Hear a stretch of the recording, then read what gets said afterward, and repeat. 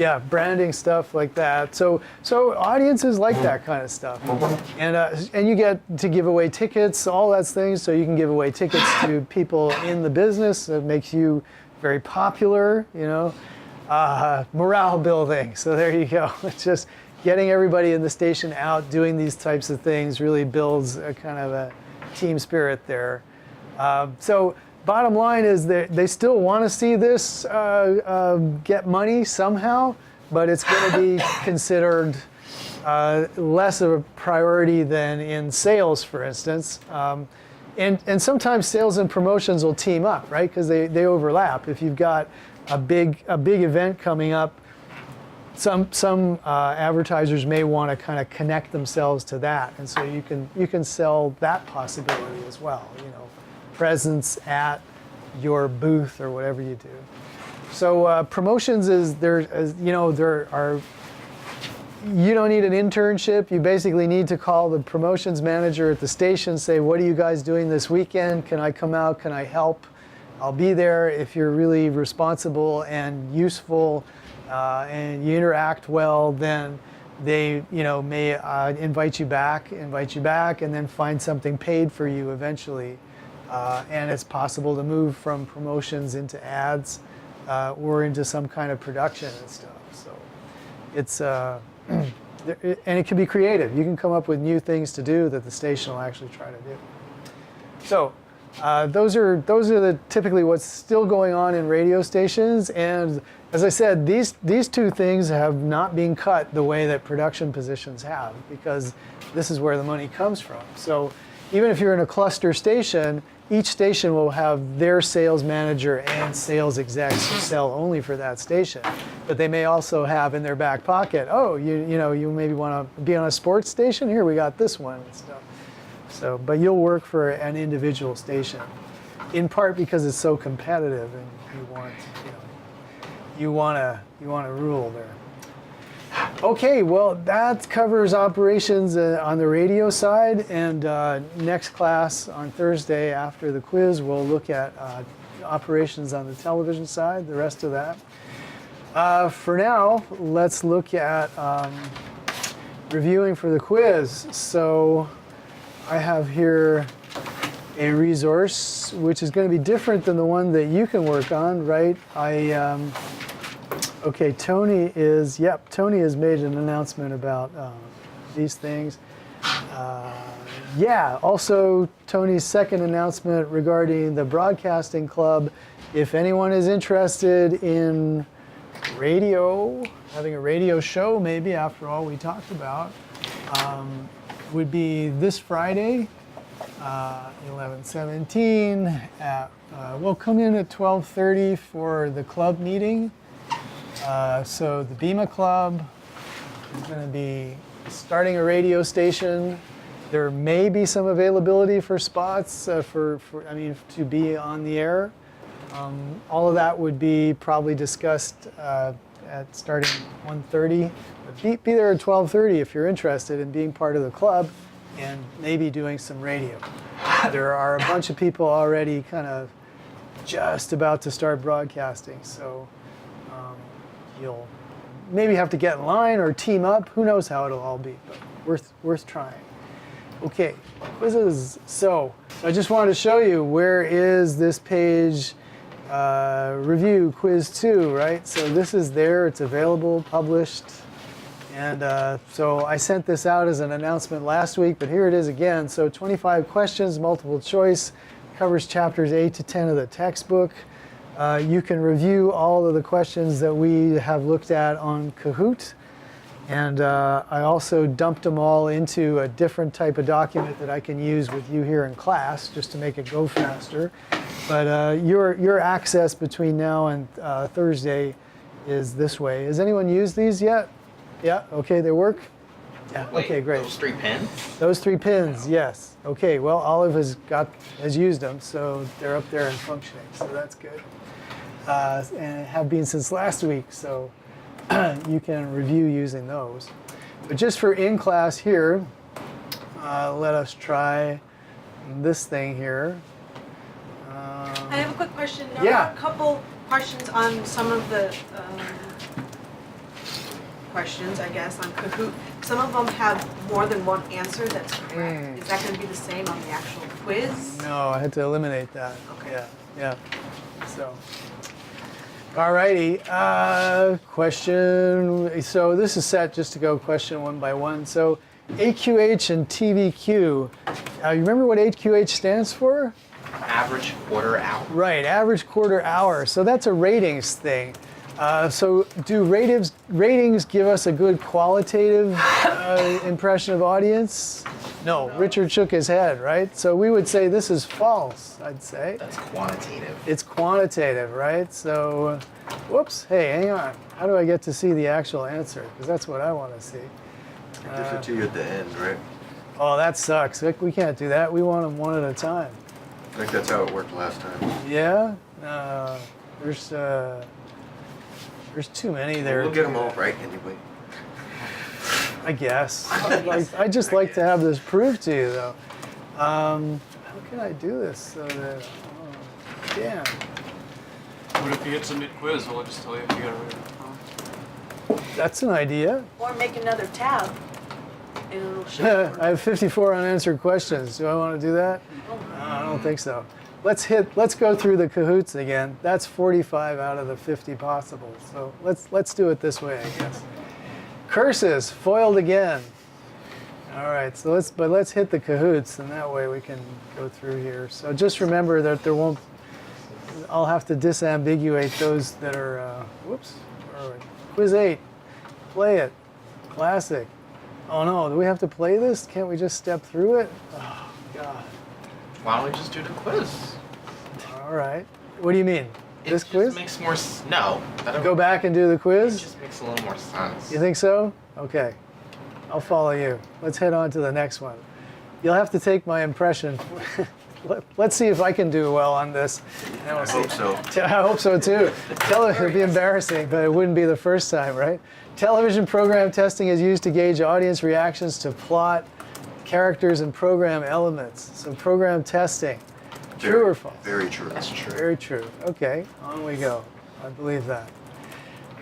So I promise you that if I think we're leading you towards the wrong answer, we'll try to work this out. And I'll mark those down. 3, ratings explain why viewers and listeners prefer certain programs over others. So explains why. Would ratings explain why? Very true. No. False. No, please, Mason, don't try to mislead us this time. All right, the AC Nielsen's odometer was first used to measure which of the following? Was it television station viewers or radio station listeners or primetime TV or both radio in the 1950s? What would it have been? Radio station listeners. Radio stations in the 30s, right? That was like old history. Remember the odometer was the thing that it went into your radio, and as you twisted the tuning knob, a little line was drawn and stuff. So that was the odometer. Alrighty. Question 5, the DMA stands for? Designated market area. Designated market area, says Mason. Okay. I'm on it. The DMA, and that is true. So the country is broken down into over 200 DMAs. That means it's the market in which a local radio or television station operates. Bay Area is one of those markets. As we said, the 5th largest in the United States. And so the ratings would be done for that particular market, the local station ratings. All right, in a town with 100,000 television households, program A is seen by 10,000. So what is the rating for program A? 2 to 10. Right, let's figure out how we got that, okay?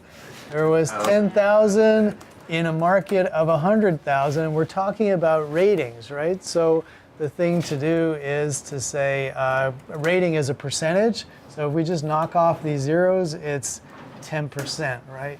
10 out of 100. So 10% would be the rating. Now, if you wanted to know share, remember share is a different calculation. Share is you need to know how many people were actually watching television at that time. So then you would know that even 10,000 households saw it, but if only 50,000 had their TV on, then you'd have a different number if you're calculating share. So we said 10, right, as a rating. I think that's correct. As we move on, number 7, during for particular dates. Nielsen sends diaries to sample households around the country. What are those? The sweeps. I like that. The sweeps. That's that period, right? So those are the times when the whole country gets ratings data, and of course that's when the broadcasters put on all their crazy stunts and stuff to make it more interesting. Next up, because radio station ratings are generally lower than TV station ratings, radio measures audience in terms of what? Average quarter hour. Average quarter hour, that is correct. So you can make your numbers look bigger if you count the number of people who are listening to you every 15 minutes. That's the quarter hour. Versus television ratings, which is if it's an hour-long show, you know, you get rated based on how many people watch that hour. So things look better in radio if you go on the quarter hour. Question 9, which type of measurement assesses viewers' feelings about programs and performers? So we know that it's not ratings. What would it be? Concept testing? Concept testing. I believe that's correct, but we'll see. No, PPM is something different. The misinformation. Did you work for a Russian troll farm, man? Hey, man. Oh, sorry. Let's not go there. Okay, let's not go there. Which of the following technologies is being developed to track consumers' exposure to out-of-home advertising? Ooh, what the heck is all that? We don't want to answer that one. Question 10 is not on the exam. All right. It's not. It just crept in there. So let me make sure when we look through this and see if we got it right, we'll take out question 10. Question 11, if a spot advertisement costs $100 and reaches 1,000 people, what is its CPM? Who could define CPM? Cost per thousand. Cost per thousand, right? So M stands for mil, right? Mil, God knows why, but mil is French for 1,000. Why are they talking French? America, man. CPM, yeah, but maybe there's like some Latin thing or something. I don't know. Like you said, it's American. CPM, right? Okay. The Roman numeral. So CPM is the cost per thousand. So then, if you know that, it makes the question simple. The cost was $100 and you reached 1,000 people, so your CPM is $100. Wait, $100? What? Yes. Oh, this it's is 10. No, this is not a percentage, right? This is cost to reach 1,000 people. It says it reaches 1,000 people. 1,000 people So how much did it cost you? No, you don't need to divide anything. 8 real quick. It's even simpler than that. It's like CPM stands cost per 1,000 people. So So with this 1,000. question, you could just say the answers in the question. Indeed, you could. That's the way to Indeed, you remember could. that one. Right. If I give it to you without changing the numbers. Woo! So say we changed it to 2,000 people and it still costs $100. Would it be $50? Would be the CPM? Exactly, right? Because you would have reached 2,000, so then you'd go, We don't care. right? This isn't a Make my head bad explode. Yep. Maybe we shouldn't change the numbers. When Ford pays for half of a local car dealer's advertising, it is known as what? Fixed cost of advertising. Cooperative advertising? I'd say cooperative advertising. Yes. Why? Because the local car dealer cooperates with the manufacturer in a cooperative advertising thing. So if you were the salesperson at your local radio station, you were also scanning all of those cooperative advertising possibilities and then calling your local dealerships and saying, hey, I see you could, get your Toyota to pay for half of this. Have you thought you should do some radio advertising? It'll cost you like half of what it usually would. When a local station trades airtime in exchange for goods or services, what's that called? Barter? What do you guys think? I like the sound of barter, bartering. okay? Barter because it's a trade, right? No money changes hands in a barter arrangement. We give you airtime in exchange for you to, give us cases and cases of Red Bull that we can give away at our blood drive or something like that. No money changed hands, but we got something of value and you got something of value. So that's what barter's all about. So barter is like that. It can also, yeah, whatever. Let's not. We'll keep it simple. We'll keep it simple. It could be. I just can't resist. You can also barter with a syndication company. You can say, "I'll give you half the cash, and then I'll give you the rest. I'll barter some airtime for you, spots, basically." That's another way you can barter. All right, question 14. Which of the following is used to set online advertising rates? Online advertising rates. Hits for sure. I'm saying I think it's this. Yeah. Definitely not clicks. All right. No, not cookies. Sorry. So hits, cost per click, and cost per transaction. So I say that. Remember? So if people just hit your page, that's one type of way to make money. Cost per click, if they click on something, that could be another way. And cost per transaction, that is the more rare event, but basically the advertiser doesn't pay unless someone actually buys something. Okay, so I think that's right, but we'll see down at the end of all this. Nielsen's PPM, Portable people meter. portable people meter, I say. Right, exactly. So there's a lot of P's in there. Be sure to remember portable people meter. So this is the technology they're using to capture data about people's exposure to radio. So when they go to a television. bar or when they are waiting Exactly. in line at Starbucks or Yeah, that's right. Yeah, if it's coming over the radio, there will be a signature digital code in there which you can't hear, but which the PPM can pick up, and will then say, "Oh yeah, he was exposed to that station for that time." Yeah. Alrighty. Nielsen's market designation scheme is known as ADI or area of dominance. This one's not on there. How'd they get in there? Gosh, I think there's a few extras here. Diary responses can be inaccurate, but ratings based on metering devices overcome those problems. True or false? I'm thinking maybe false. I'm thinking false. It overcomes some problems, but as we saw, there are still problems that come up. You might not even be like paying attention to it. You might just That's- have it in the background just do something else. Just right. You're buying groceries, and then, damn, that thing's on in the next room or whatever. It's like, okay, barring an unlikely event, shares are always larger than ratings. Remember we talked about, so ratings is, let's say, here's a good example.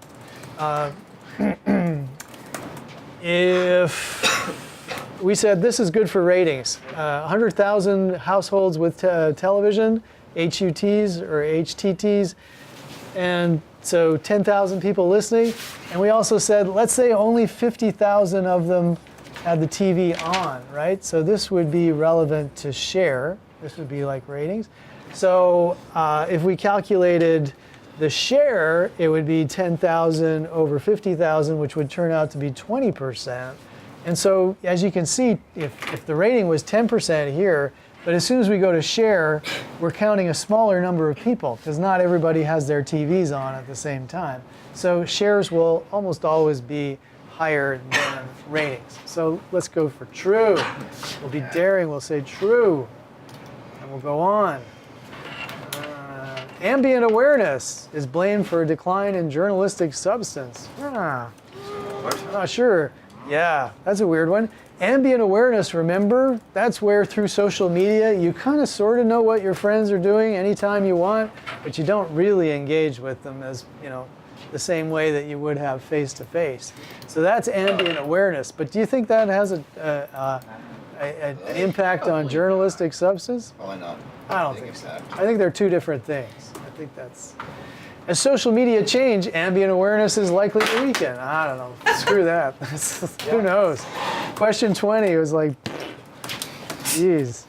Okay. Got to take these out. Which of the following is considered to have broken the ground for social networking sites of today? Friendster. That would be Asian Avenue. There we go. Almost 100% sure. Okay. These people like not realize. If you're working on behalf of the Chinese, wouldn't you say that? I don't know. Okay, so Friendster. Offensive those names could be. Which of the following began as a way to connect college students? Facebook. Facebook? Okay.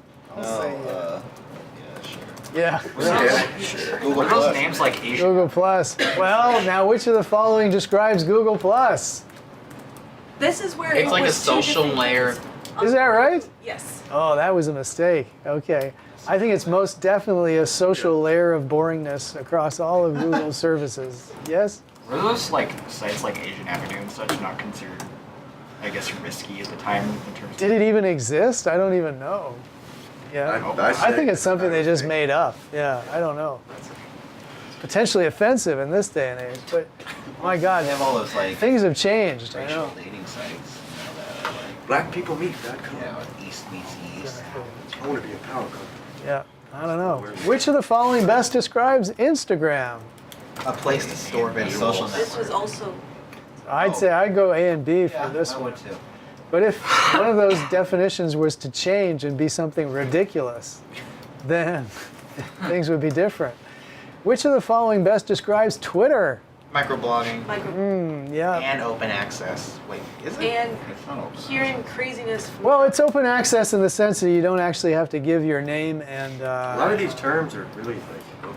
Yeah, well, that's for sure. Yeah, it's Close. definitely not a contextual interface, though. So both. So is this going to force us? This forces us to take just one or the other. Both Both A and B at the I- bottom. Oh, both A and B. Thank you. All right. Good God, I can't, boy, would I do bad on a quiz, huh? It's like I can't even operate my own quiz here. A and B, I'd say. But again, if one of those was to become like a ridiculous thing, then there might be only one right answer. So check it out. Which of the following is used to create montages of images that reflect a mood or vision and is considered a self-expression engine? I can't even remember I this. say Pinterest. Pinterest, yeah. It's either Pinterest or Instagram. I think Is Pinterest a place to express yourself as well? Well, I think that is yeah. Pinterest. Let's I try mean, Pinterest. It's montages of images. That's true. Yeah, it's montage. That should give it away. Which of the following is most closely associated with careers? LinkedIn. LinkedIn. We all know that. Let's give that one away. All right. Which of the following is designed around impermanence? Snapchat. Snapchat, because it disappears. Yeah. Like it. Like it. So impermanence means? Next up. Yep, means it's not permanent. So, anyway, I try to digress. Not digress. Which of the following is primarily issue-oriented and is used more to exchange information? We say blogs, because issues are there, not what I did this weekend, but what I think about the internet. Question 30. Something occurs when the ordinary person on the street using social media acts as an observer and a reporter. Citizen journalism. All right. And please, go forth and do it. That would be great. 31. Contemporary ways of online socializing may actually be making us Lonelier. lonelier, I bet. Oligopolistic. Lonelier for sure. Just share more memes on your page. I don't know. If you're working for the Russian oligarchy, then perhaps you might have chosen that. All right, question 32. Being loosely yet incessantly connected with others via social networks is... Ambient awareness. Okay, I would have said a waste of time, but ambient awareness is okay too. All right. Twitter has allowed ordinary citizens to break important news stories. Yeah. True. Do it. Yes. All right. Question 34. The broadcast star model shows the interdependence among various groups, organizations, businesses, and broadcast stations. You guys remember that? Yeah. Yeah, I'll say it's true. But you should review the model to remember what's in it, right? Advertising. What's in the thing? Network. Yeah. Both commercial and non-commercial broadcast stations must keep a public file. Radio stations must keep relevant. This is so specific, it's got to be true. But it is true. It is true that every broadcaster has to have a public file. That means that the public can go in and see the terms of the license and all the responsibilities that the station has and how it meets those responsibilities. If they don't have a public file, they have to pay money to the FCC. And in fact, that is the most common infraction, that they put the public file 150 feet from the reception desk, and it can only legally be 50 feet away from the reception desk. It's ridiculous, but that's the way it is. Okay, an ABC affiliate partnering with a Fox affiliate in the same town could be an example of an LMA pairing. What do you think about that? That's actually a tough question. What is LMA? That's a A local marketing agreement, Yes. an LMA.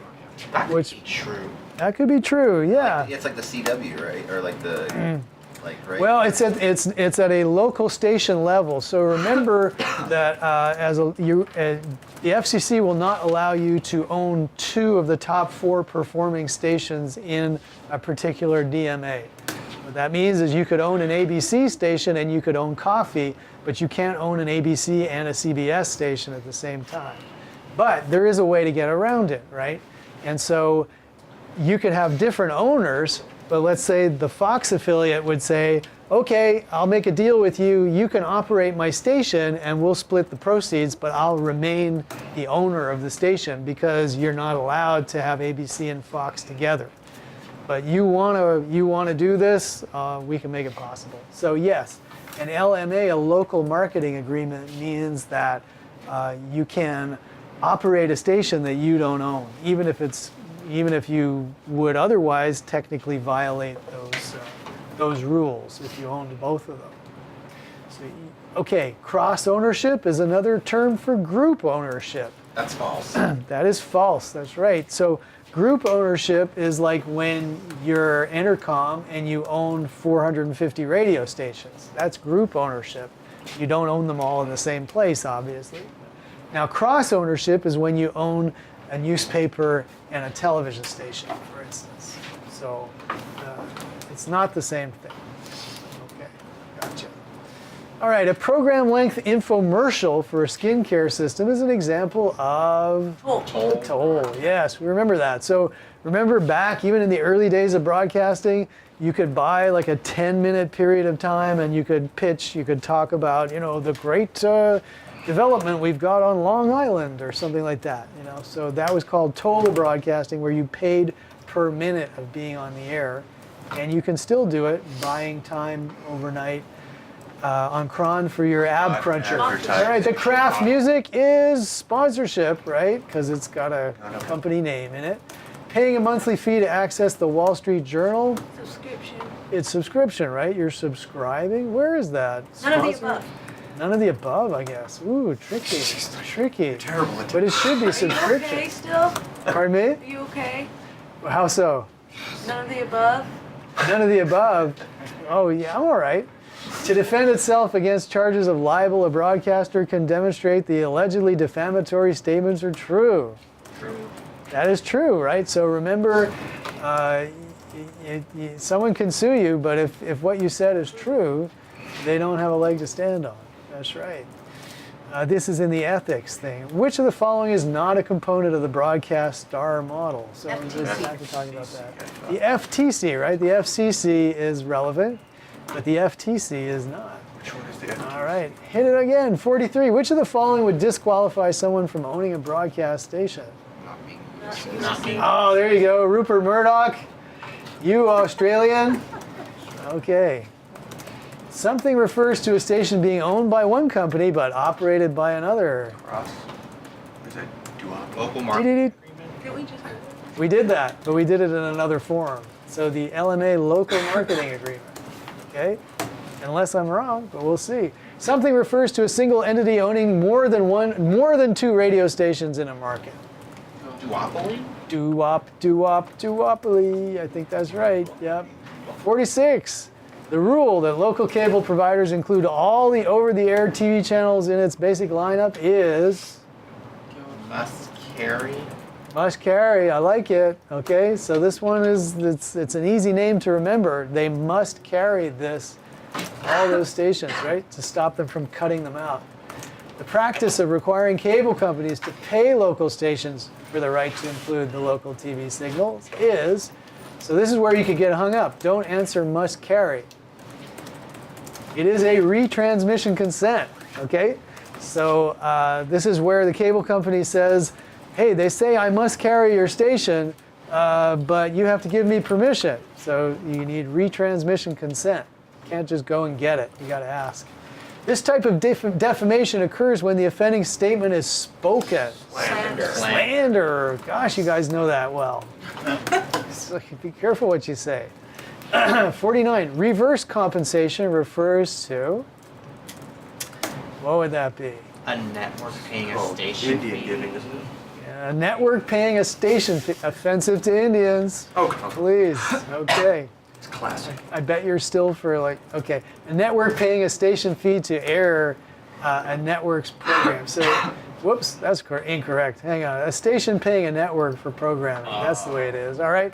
So, compensation began in the early days of broadcasting when a network would pay a station to be an affiliate. But with the cost of programming rising, eventually now the networks ask the stations to pay them. So that is why it's called reverse compensation. It started off with the network giving a check to the station. Now the station has to give a check to the network. There you go.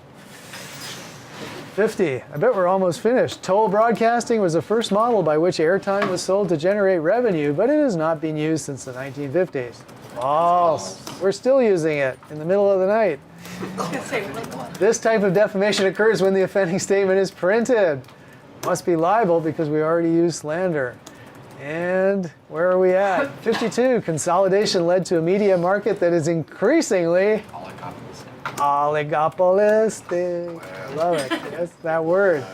That word, you'll never forget it. You learned it in BCST 100, or maybe before. Which of the following is increasingly being used to select broadcast licensees? Auction. Auction. Make them pay for it. Don't just give it away by lottery. Make them pay for it. That's the idea. 54, next to last. Media cross-ownership refers to an entity owning both a newspaper and a broadcast station in the same market. True. Yes. Is permitted when conditions of financial distress are presented. True. I say both A and B. And away we go. Last one. What was The that? 1940. Pardon me? What was that other answer? It's permitted when conditions of financial distress are presented. It's kind of like, damn, we can't find anyone to sell this to. Don't make us shut it down. Okay, you can keep it for now. The 1941 report on chain broadcasting is true. It led to the creation of ABC because they looked at it and said, you NBC, you have too many stations. Submit the quiz and see how we did. We'll review the ones that we got wrong. Points, how do we do? 51 out of 50. 51 out of 55. Where did we go wrong? Let's see. Which type of measurement assesses viewers' feelings about programs and performers? It was TVQ. Don't worry, not on the test. TVQ. Wow, 10 we knew. 10 we knew we're not going to deal with, so we don't worry about that. We didn't even study that. And coming down, question 16. Woo! So the area of dominant influence, that is not correct. Okay, well, we'll take that off the test. So ADI, no, if I can't get it, why would you be responsible for getting it, right? Well, I read this stuff before. As social media change, ambient awareness is likely to weaken. Oh, okay. We didn't even do that one. Look at that. 20, okay, I said that. Even on the Kahoot last time, you said that you'd take that off as well. Which one was that? The ambient awareness. Oh no, but did I really? Because ambient awareness itself is really a simple idea, right? That's just that we sort of know what people are doing. But that particular question, no. I don't see any other red flags. So otherwise, we got all the right answers out there. All right, so remember, we did 55 here, but it's only 25 of these that we'll be taking. And you can do it at home, but you have to do it during class time. How are our chat people? They'd probably be answering like madly there. Like, yes, 15. So you can do it at home or here in class, but it has to be during class time. Okay, where can I find this quiz? Pierre, you can.